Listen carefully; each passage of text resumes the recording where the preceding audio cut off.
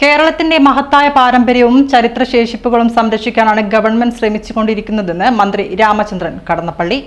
കണ്ണൂരിൽ ലോക പൈതൃക വാരാഘോഷത്തിന്റെ സംസ്ഥാനതല ഉദ്ഘാടനം നിർവഹിച്ച് സംസാരിക്കുകയായിരുന്നു അദ്ദേഹം. 22 മ്യൂസിയങ്ങൾ സംസ്ഥാനത്ത് പൂർത്തിയായി വരുന്നു. കണ്ണൂർ പെരളശ്ശേരി AKG മ്യൂസിയം പൂർത്തിയായി വരുന്നുവെന്നും മന്ത്രി പറഞ്ഞു.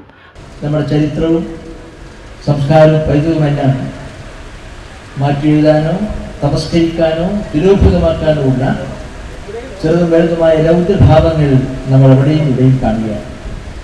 അതുകൊണ്ട് തന്നെ വർത്തമാനകാലത്ത് ചരിത്രത്തിലെ നിയസാക്ഷ്യങ്ങളായ ഇത്തരം ശേഷിപ്പുകൾ സംരക്ഷിക്കപ്പെടേണ്ടത് നമ്മുടെ അനിവാര്യമായ ദൗത്യമാണ്. ഇതെല്ലാം ചരിത്രത്തിൻ്റെ ഭാഗമാണ്. ആ ചരിത്ര സത്യങ്ങളെ തിരസ്കരിക്കാൻ ആർക്കും സാധ്യമല്ല, ഏത് സാഹചര്യങ്ങളിലായില്ല.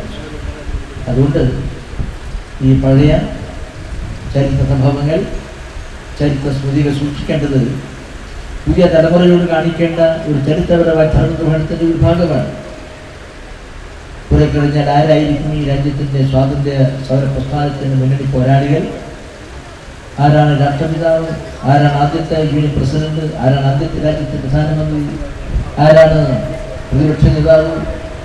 അങ്ങനെ ഒരുപാട് ചരിത്രത്തിൻ്റെ കർമ്മോന്മുഖമായ വ്യക്തിത്വങ്ങൾ അവിടെയൊക്കെ തന്നെ തിരോഭൂതമാക്കപ്പെടുന്ന ആശങ്കയും ഉത്കണ്ഠയും വർത്തമാനകാലത്ത് പറഞ്ഞുകൊണ്ടിരിക്കുന്നു എന്നത് ഒരു ചെറിയ കാര്യം. കണ്ണൂർ പയ്യാമ്പലത്തെ കൈത്തറി മ്യൂസിയത്തിൽ നടന്ന ചടങ്ങിൽ മേയർ മുസ്ലിം മഠത്തിൽ അധ്യക്ഷനായി.